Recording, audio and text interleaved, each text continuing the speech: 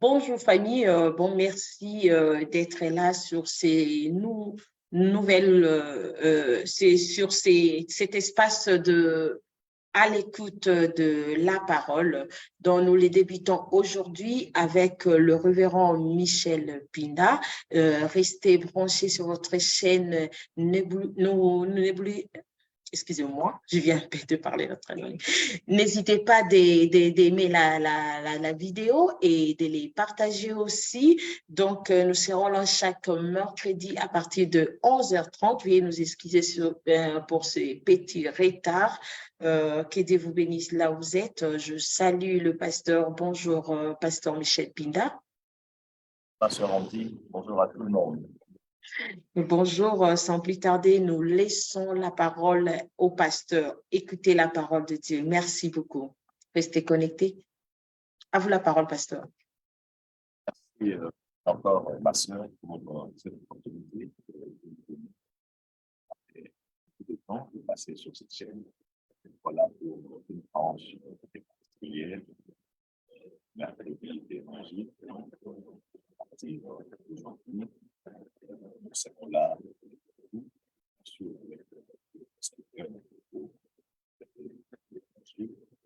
Aujourd'hui, il nous a été demandé de parler d'un sujet, le sujet qui nous est proposé et le témoignage d'un témoin. Donc, c'est pour cette question. Aujourd'hui, nous avons été bénis avec vous tous là, téléspectateurs plutôt de cette chaîne MC Andy Alina. Sans plus tarder, nous allons vous inviter à ouvrir avec moi la Bible. Et maintenant là, si vous nous accordez juste quelques minutes, on essaie d'arranger. Pasteur, votre micro bégaye un peu, si vous pouvez l'arranger un peu, je ne sais pas pourquoi. Essayez encore de parler, ça bégaye.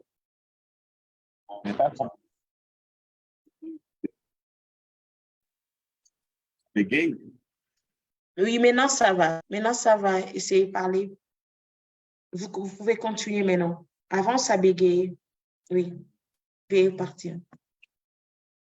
Je suis en train de dire que c'est autour du sujet le témoignage d'un témoin.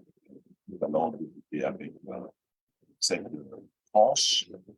À cause de ça, je vous invite à ouvrir avec moi la Bible.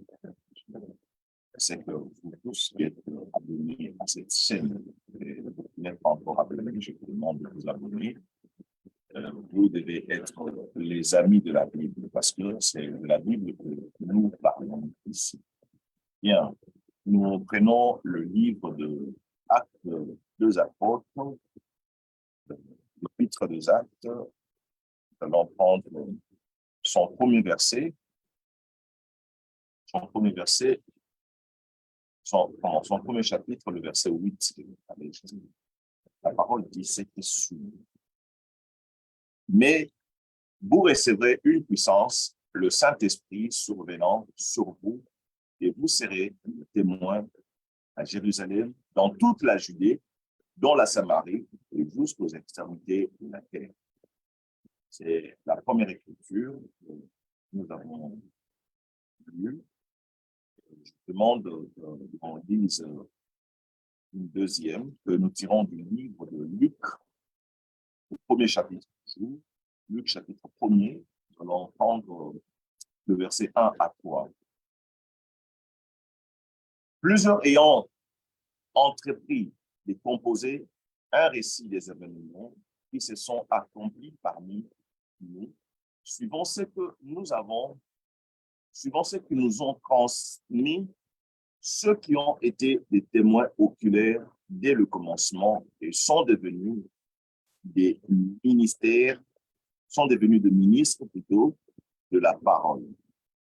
Il m'a aussi semblé bon, après avoir fait de recherches exactes sur toutes ces choses depuis leurs origines, de les exposer par écrit d'une manière suivie et excellente théophile.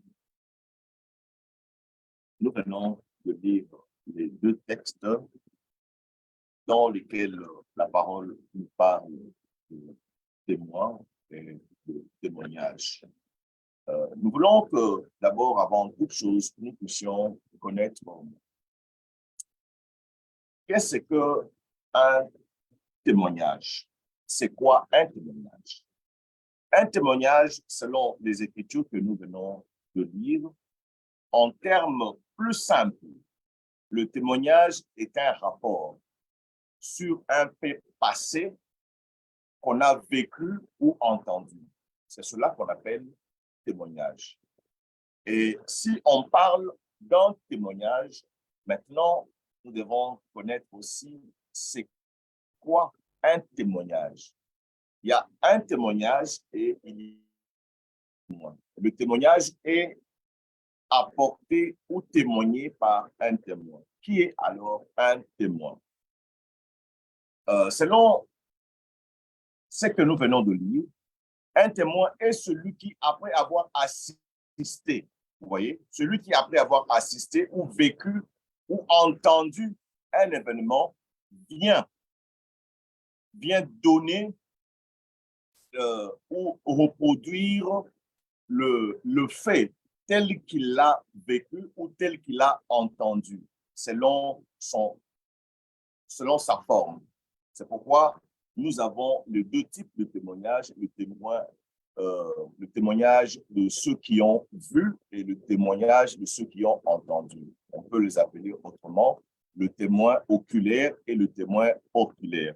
Il y a le témoin oculaire, c'est celui qui a vu et entendu, et le témoin oculaire est celui qui a seulement entendu parler de la chose. Que dit alors la Bible?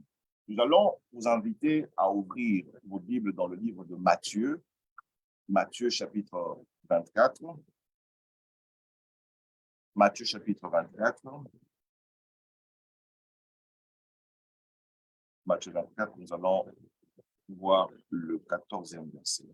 La Bible dit: cette bonne nouvelle du royaume sera prêchée dans le monde entier pour servir de témoignage à toutes les nations, alors viendra la fin.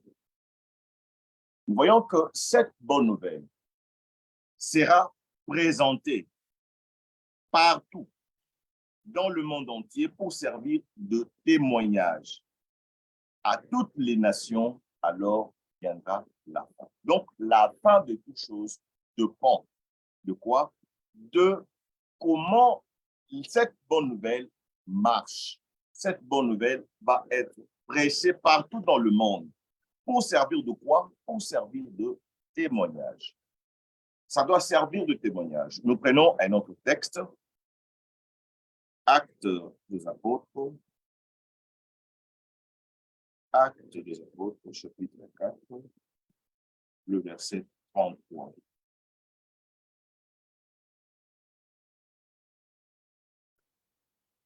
Les apôtres rendaient avec beaucoup de force témoignage de la résurrection du Seigneur Jésus, et une grande grâce reposait sur eux tous. Amen. La parole nous montre que les apôtres rendaient témoignage. Les apôtres se promenaient avec ce récit. Ils se promenaient avec ce message. C'est quoi ce message? C'est la bonne nouvelle. Ils se promenaient avec partout. Et la parole nous montre ce qui les a accompagnés. Et une grande grâce reposait sur eux tous. Il y a une grâce que Dieu a disposée qui accompagne tous ceux qui se promènent avec cette bonne nouvelle. Donc, il y a le témoignage, il y a le témoin. Vous ne pouvez pas témoigner sans que vous ayez cette qualité de témoin. Pour témoigner, il faut que vous ayez clairement entendu ou clairement vu et entendu. Là, vous êtes d'office un témoin. Et un témoin est celui qui n'a pas des choses qu'il rapporte qui viennent de lui-même, plutôt qu'il a clairement vécu ou qu'il a nettement entendu. Nous lisons encore un autre texte dans le livre de 2 Timothée, 2 Timothée chapitre 1er, le verset 8. Donc, je le disais, c'est un sujet vaste. Le temps nous imparti nous donne l'occasion de partager sur ce que nous sommes en train de partager. 2 Timothée, chapitre 1er, le verset 8, la Bible nous dit: n'aie donc point honte du témoignage à rendre à notre Seigneur, ni de moi son prisonnier, mais souffre avec moi pour l'évangile. Donc, le témoignage en question, la parole nous dit, nous accompagne avec une grande grâce. Du coup, tout chrétien est un témoin. Tout celui qui a cru à la mort, à la résurrection de Jésus est un chrétien. Comme je vous le disais, il y a eu des témoins oculaires durant les apôtres et il y a des témoins oculaires. Et nous, aujourd'hui, nous sommes ce type de chrétiens. Qu'est-ce que la parole nous dit? Nous revenons sur le livre de Luc que nous avons lu en premier, Luc chapitre 1er, le verset 8. Je prends une séquence seulement. Qu'est-ce qu'elle nous dit? La Bible nous dit: vous serez mes témoins. Vous serez mes témoins. Qui? Le témoin est l'attribut de tous les chrétiens. Tout chrétien a cet attribut de témoin. Tout chrétien est témoin. Témoin de qui? Témoin de Christ. Donc, que vous le voulez ou pas, qu'on le veuille ou pas, le chrétien, c'est un témoin. Le témoignage est aussi lié aux tribulations. Les témoignages sont aussi liés aux tribulations. C'est à cause de ça que vous avez vu comment les apôtres ont été sérieusement persécutés. C'est à cause de ça que Dieu leur a donné une puissance pour résister à toute forme de persécution. Donc, un véritable témoin, celui qui a véritablement écouté la vraie parole, qu'il a affranchi, ce dernier est témoin, et Dieu nous dote du pouvoir, d'une puissance qui ne nous donne pas le temps de reculer devant n'importe quel type de circonstance. Nous voyons ce que la Bible nous dit dans le livre de Luc, Luc chapitre 24. Luc chapitre 24. Luc chapitre 24. Faisons rapidement le verset 48.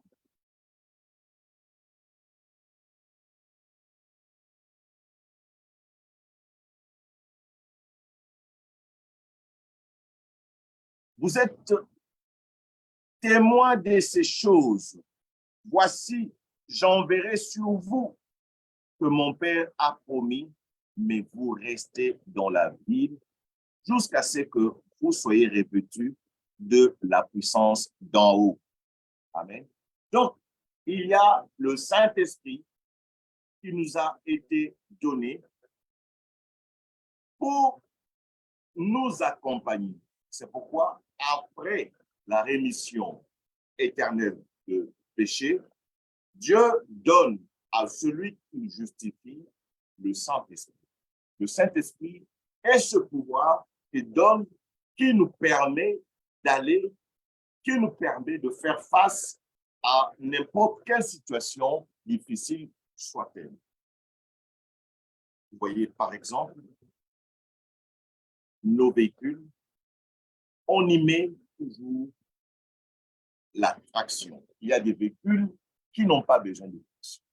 Les véhicules qui ont besoin de traction sont des véhicules qui sont fabriqués, qui ont un appel. Cet appel, c'est par rapport aux obstacles qu'ils vont rencontrer sur le chemin.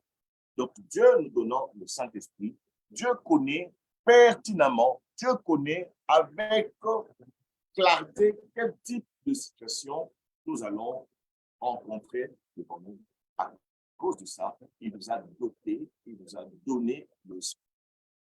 Le Saint-Esprit est là comme l'attraction, comme cette puissance que la Jeep a dans le sable, sur les montagnes, dans les situations difficiles, afin de pouvoir le permettre d'aller au-delà, afin de lui permettre de faire, amen, afin de lui permettre d'aller où n'importe quel véhicule ne peut pas aller. Donc, c'était en connaissance des causes que Dieu, amen, a pourvu, Dieu a donné que ceux qui croient en lui puissent avoir cette puissance.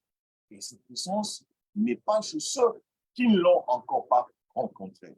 Donc, il y a, premièrement, la puissance qui nous délivre du péché, l'évangile qui est la puissance de Dieu qui nous délivre du péché, du monde, qui nous donne la justice de Dieu, et automatiquement, tous ceux qui ont reçu la justice de Dieu, Dieu leur dote aussi de cette puissance qui est le Saint-Esprit, qui est cette puissance qui est là parmi ses attributions, nous donner la force d'aller au-delà de la capacité humaine. C'est vraiment ça. Nous avons des témoins oculaires, nous avons des témoins oculaires. Vous voyez, nous avions 12. Nous avions 12 qui étaient autour de Jésus.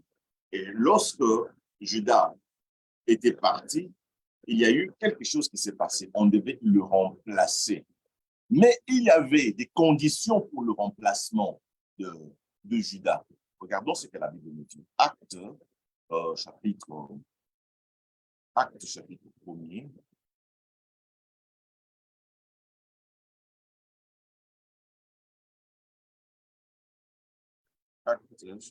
1er.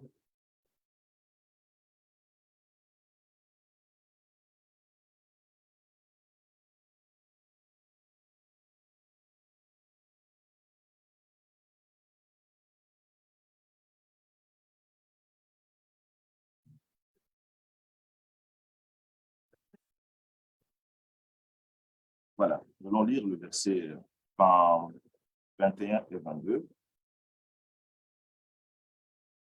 Il faut donc que parmi ceux qui nous ont accompagnés, tout le temps que le Seigneur Jésus a vécu avec nous, depuis le baptême de Jean jusqu'au jour où il était enlevé, du milieu de nous, il y en a un qui nous soit associé comme témoin de sa résurrection. Donc, on n'est pas allé chercher n'importe qui. On est allé chercher celui qui a vécu, celui qui a l'information, qui connaît, celui-là pouvait être associé. Pourquoi? Parce que lui, lorsqu'il parle, sans faute, il est celui qui était ou qui a vu comment cela s'est déroulé. Donc, beaucoup de gens ne croient pas en Dieu. C'est pourquoi Dieu a voulu avoir le témoin. Dieu a voulu avoir le témoin. Donc, il y a des témoignages qui sont là lorsque vous êtes en justice. On a besoin de témoins. Et les témoins, lorsqu'ils viennent vous déposer leur témoignage, ils vont commencer par faire un vœu. Ils vont dire, je dirais, la vérité, rien que la vérité. Donc, il y a les conséquences pour ceux qui ne disent pas vrai, pour ceux qui sont venus pour ne pas donner les vrais témoignages.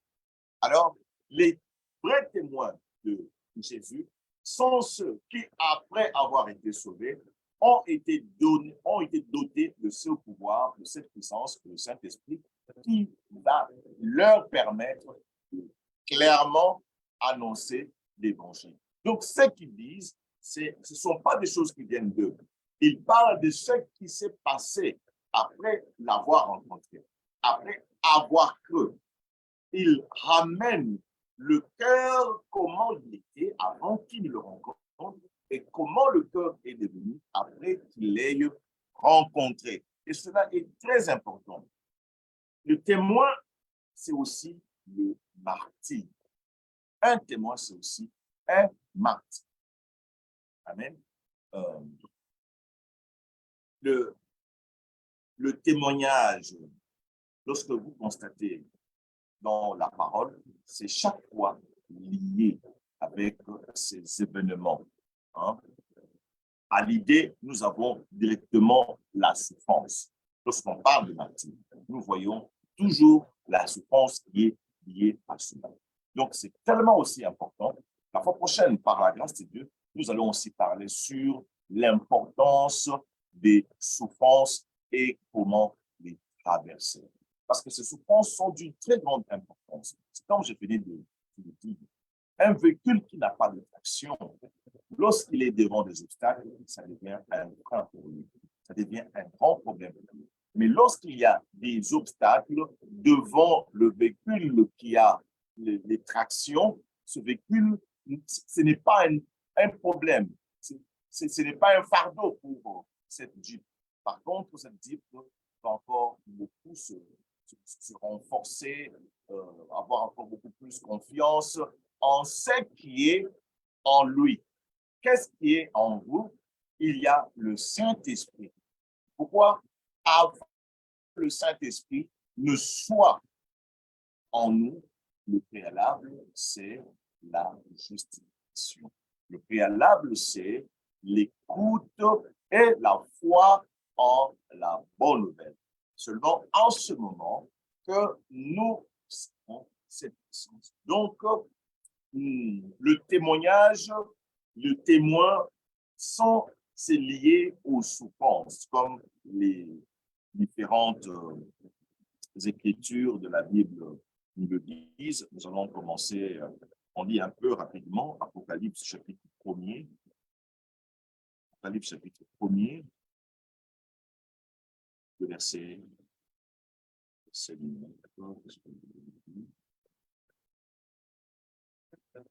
Moi, Jean, votre frère, et qui est part avec vous à la tribulation et royaume et à la persévérance en Jésus.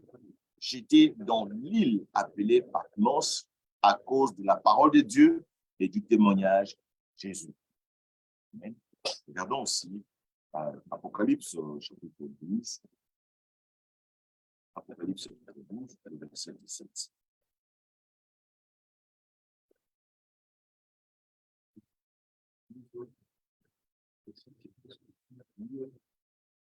Et le dragon fut irrité contre la femme, et il s'en alla faire la guerre au reste de sa postérité. Et ceux qui gardent les commandements de Dieu et qui ont le témoignage de Jésus. Donc, ce n'est pas tout le monde qui a le témoignage. Pour avoir le témoignage de Jésus, il faut qu'il y ait eu une rencontre. Il faut qu'il y ait eu une rencontre. Et c'est après cette rencontre que vous avez quelque chose que vous ne pouvez pas cacher. Et ce qu'on ne peut pas cacher, c'est ce témoignage. Ce témoignage, c'est comment tu étais, comment tu es devenu. Il y a où j'étais, il y a où je suis maintenant. À cause de ce pourquoi, à cause de tout, du coup, je deviens le témoin. Je deviens le témoin, le porteur d'un témoignage. Le témoignage que je porte, c'est un témoignage clair. Un témoignage clair. Je témoigne qui? Je témoigne le Christ. Regardons Apocalypse chapitre 17. Apocalypse 17.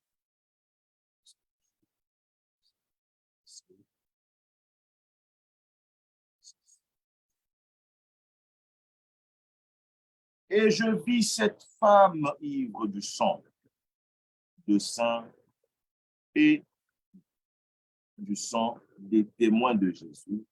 Et en la voyant, je fus saisi d'un grand étonnement. Quand je vais le dire,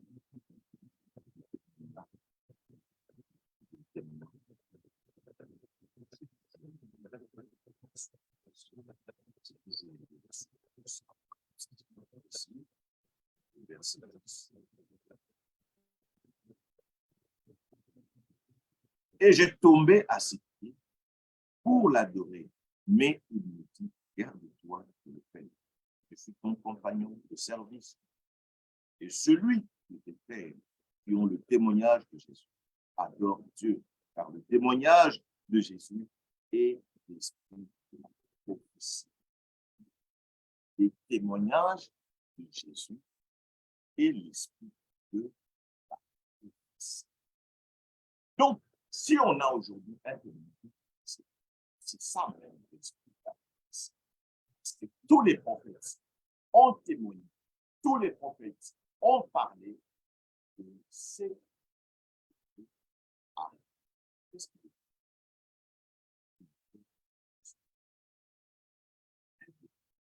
concevoir un enfant qui avait une mission. Et cette mission particulière que l'enfant avait été de sauver cette mission. Donc, ceux qui ont. Donc, la Bible nous dit quoi? Le verset 10. Je suis ton compagnon de service et celui de tes frères, qui ont le témoignage de Jésus. Qui ont le témoignage de Jésus. Adore Dieu. Amen. Ceux qui ont le témoignage de Jésus doivent adorer Dieu.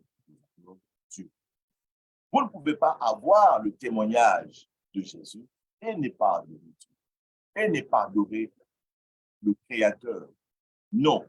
Dieu nous a tellement aimés.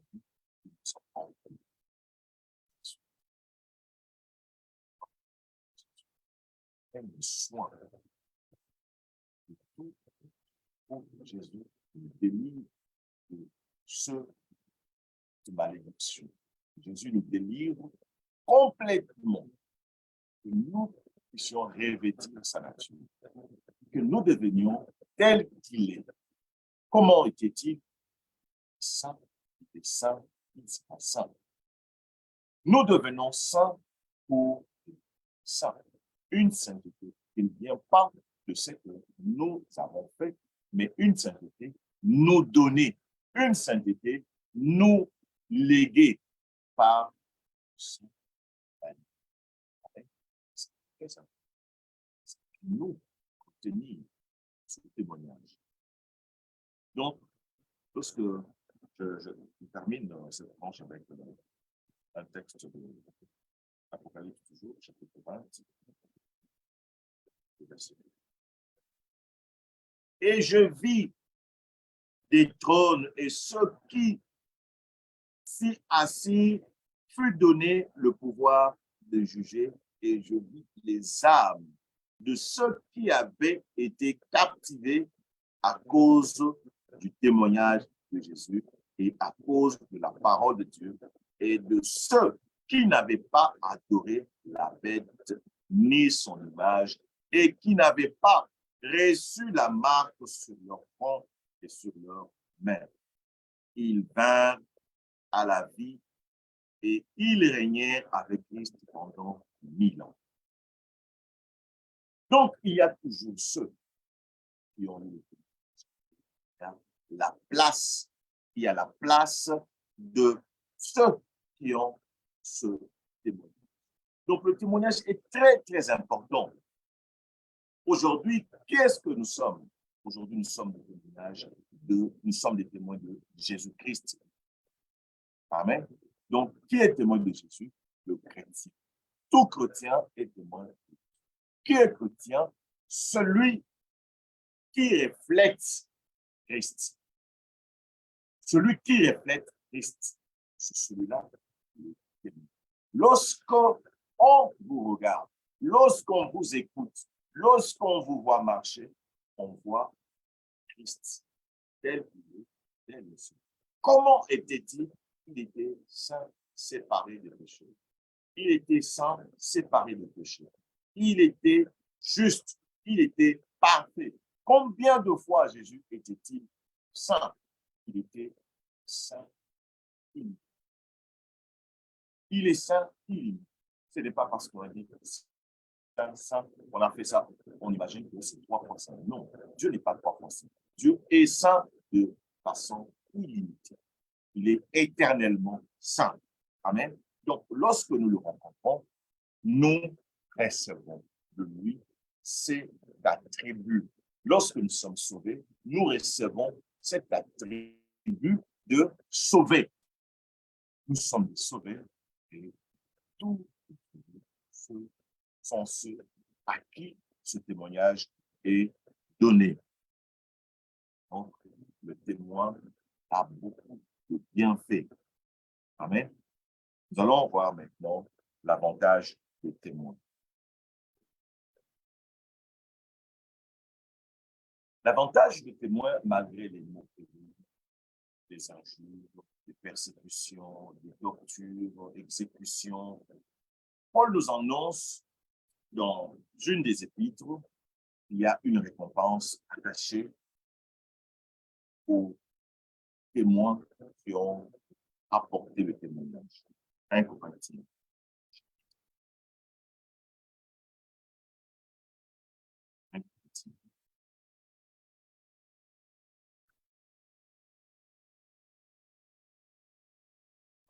Verset 16.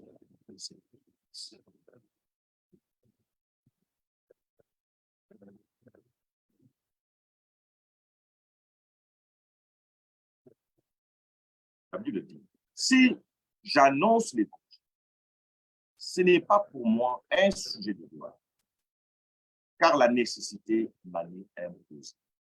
Le témoignage nous est imposé. La nécessité nous est imposée. Je connais la vérité. J'ai été là. J'ai expérimenté. J'ai vu. À cause de ça, je ne peux pas, pendant qu'il n'y a personne qui peut le dire, qui a été là, tout le monde sont dans les spéculations. Tout le monde ne connaît pas ce qui s'est passé. Alors moi, je connais. J'étais pécheur, je suis juste. Le fou de Gadara, lorsque vous le regardez, il a vécu pendant longtemps dans les sépulcres. On a tout fait pour le lier avec le chien. C'est l'image de toutes les civilisations, les éducations du monde, les différentes méthodes qui peuvent être mises en place pour changer ma mentalité, quand on m'est transformé. La parole nous montre que ce fond n'a pas été terminé. Les chaînes n'ont rien fait pour une fois. Et la voir.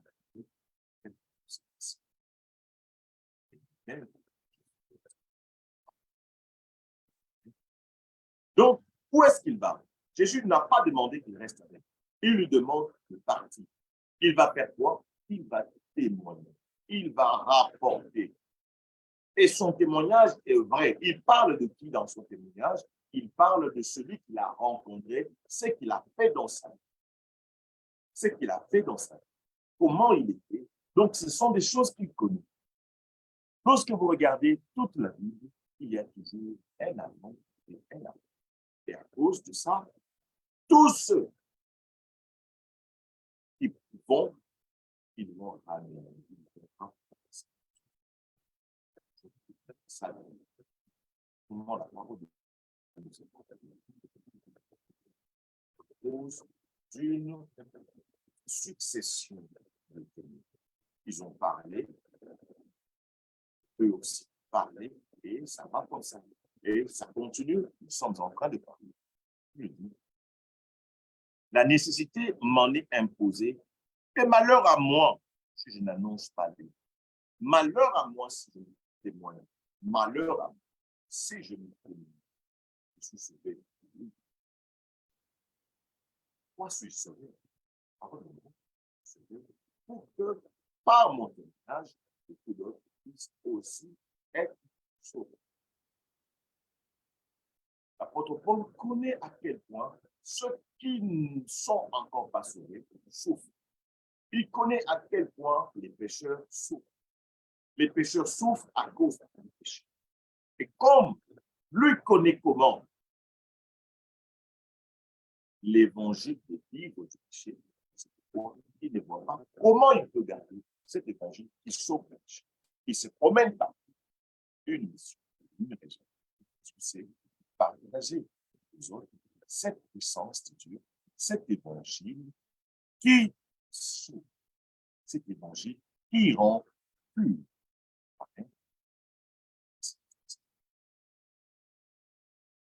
Si je le fais de bon cœur, j'en ai la récompense. Mais si je le fais malgré moi, c'est une charge.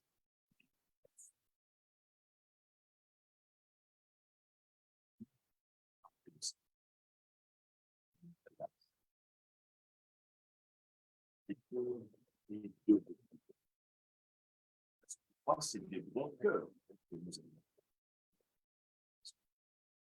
Le bon cœur qui nous vient de Dieu. Le bon cœur qui nous vient de celui. Non, la récompense. Tous ceux qui témoignent avec le bon cœur. Qui témoignent de bon cœur. Pour témoigner de bon cœur, il faut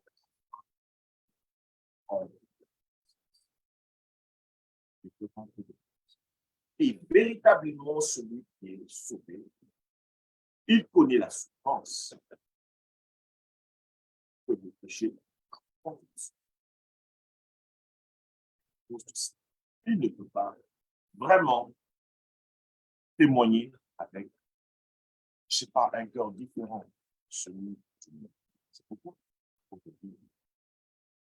Si je le fais de bon cœur, j'en ai la récompense, mais si je le fais malgré moi, c'est une charge de mes récompenses. Quelle est donc ma récompense? C'est d'offrir gratuitement l'évangile que j'annonce sans user de mon droit de prédicateur de l'évangile. Sans user de mon droit de prédicateur de l'évangile. Prédicateur de l'évangile ont le droit. Ont le droit. Et l'apôtre Paul dit quoi? C'est d'offrir gratuitement l'évangile que j'annonce sans user de mon droit de prédicateur. Car bien que je sois libre à l'égard de tous, je me suis rendu le serviteur de tous afin de gagner le plus grand nombre. Afin de gagner le plus grand nombre. Frères et sœurs, c'est une fois si vous êtes rachetés par le corps de Jésus, si le Seigneur vous a fait cette grâce, voilà, c'est que le Seigneur nous a donné comme mission. Voilà ce que nous sommes devenus. C'est cela ma conclusion. Jésus nous a appelés ses témoins. Sachant combien c'est risqué, mais il nous appelle ses témoins. Connaissant la force de l'ennemi, il a aussi côté de ses enfants face à ses adversités. Il a disposé cet esprit. Il a déposé dans cette chair qui est faible. Jésus nous a donné le Saint-Esprit. Et ce Saint-Esprit nous accompagne. Et c'est la promesse que nous avons dans le livre de Matthieu. C'est la promesse au verset 20. Voici, je suis avec vous tous les jours jusqu'à la fin. Jusqu'à la fin. qui sont avec cette puissance, le Saint-Esprit, qui est-ce qui l'accompagne?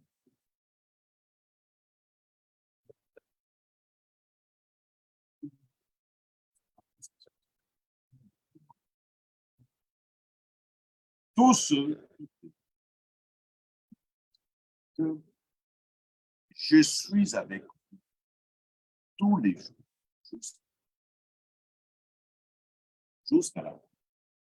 jusqu'à la fin de chaque chose. Parole de Dieu. Comment?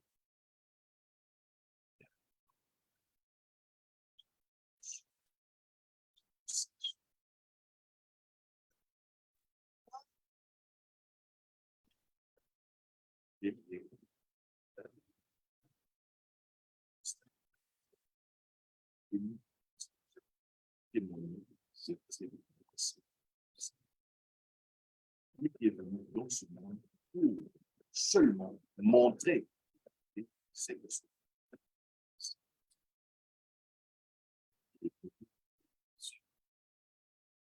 Il est venu nous dire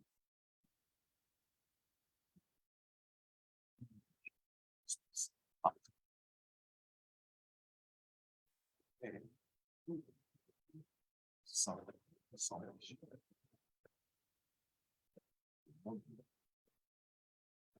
Non, juste par accepter ce message. Ils veulent d'abord cesser le péché.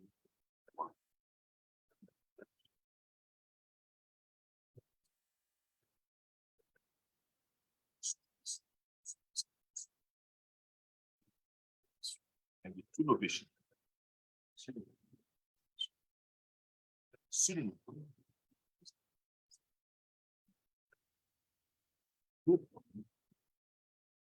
nous ne croyons pas, nous sommes malades.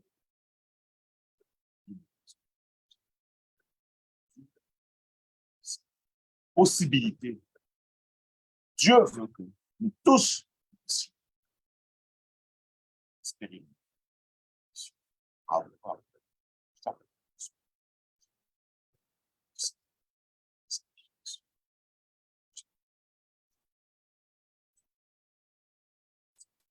Nous nous reverrons dans le jour.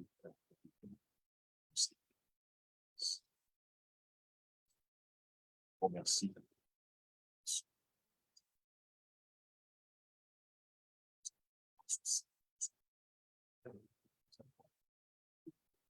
Ange.